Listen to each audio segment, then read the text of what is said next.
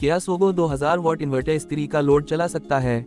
क्या आपको मालूम है कि सिर्फ ये देखकर कि इन्वर्टर 2000 वॉट का है, हम इस पर हर किस्म का लोड नहीं चला सकते। आज हमारी वर्कशॉप पर एक सोगो 2000 वॉट इन्वर्टर आया और ग्राहक ने बताया, उस्ताद फराज, ये इन्वर्टर बिल्कुल सही काम कर रहा था, लेकिन घर वालों ने इस पर कपड़े इस्त्री करने के लिए इस्त्री चला दी। तकरीबन 2 मिनट बाद इन्वर्टर से जलने की बू आने लगी और अचानक ये बंद हो गया। मैंने खुद उसे खोलकर चेक करने की कोशिश की, लेकिन मसला समझ नहीं आया, इसलिए आपके पास ले आया हूँ। अब जब मैंने इन्वर्टर को चेक किया तो सबसे पहले मेरी नज़र इसके डीसी साइड पर गई, और जब मैंने मॉस्फेट्स को चेक किया तो पता चला कि डीसी साइड के तकरीबन तमाम मॉस्फेट्स बुरी तरह खराब हो चुके थे। अब यहाँ सबसे अहम सवाल ये था कि आखिर ऐसा क्यों हुआ।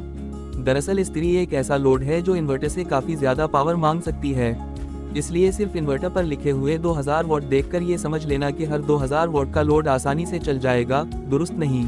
अब मैंने वक्त ज़ाया किए बगैर डीसी साइड के तमाम खराब मॉस्फेट्स एक एक करके निकाले। मॉस्फेट्स निकालते वक्त मैंने खास तौर पर इस बात का ख्याल रखा कि बोर्ड की ट्रैक्स या पैड्स को कोई नुकसान न पहुंचे। इसके बाद बोर्ड को अच्छी तरह वॉश किया ताकि जले हुए मॉस्फेट्स की वजह से मौजूद कार्बन और दूसरी गंदगी अच्छी तरह साफ हो जाए। लेकिन मॉस्फेट्स लगाने से पहले एक बहुत ही ज़रूरी काम अभी बाकी था, और वो था बेसिंग चेक। क्योंकि अगर हम खराब मॉस्फेट्स निकालकर फौरन नए मॉस्फेट्स लगा दें और बेसिंग या ड्राइव में पहले से कोई मसला मौजूद हो तो नए मॉस्फेट्स भी दोबारा खराब हो सकते हैं। इसलिए मैंने इन्वर्टर को पावर दी और बेसिंग को अच्छी तरह चेक किया। अल्हम्दुलिल्लाह बेसिंग बिल्कुल सही बन रही थी। जब मुझे मुकम्मल यकीन हो गया कि बेसिंग में कोई मसला नहीं है तो अब बारी थी नए मॉस्फेट्स लगाने की। मैंने डीसी साइड के मॉस्फेट्स एक एक करके एहतियात के साथ लगाए और हर मॉस्फेट की सोल्डरिंग अच्छी तरह मुकम्मल की। सोल्डरिंग मुकम्मल करने के बाद अब सबसे ज़्यादा दिलचस्प मरहला था टेस्टिंग। मैंने इन्वर्टर को पावर दी और अल्हम्दुलिल्लाह इन्वर्टर बिल्कुल नॉर्मल तरीके से ऑन हो गया।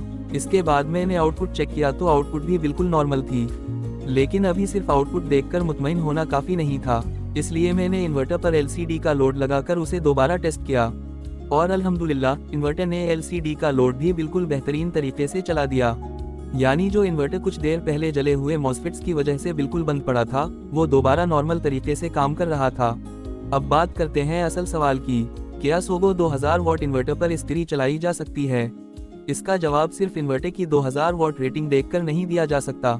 इस्त्री का असल वोल्टेज, इन्वर्टर की हकीकी कंटिन्यूअस पावर, बैटरी की कैपेसिटी और डीसी साइड की करंट हैंडलिंग सब चीज़ें अहम होती हैं।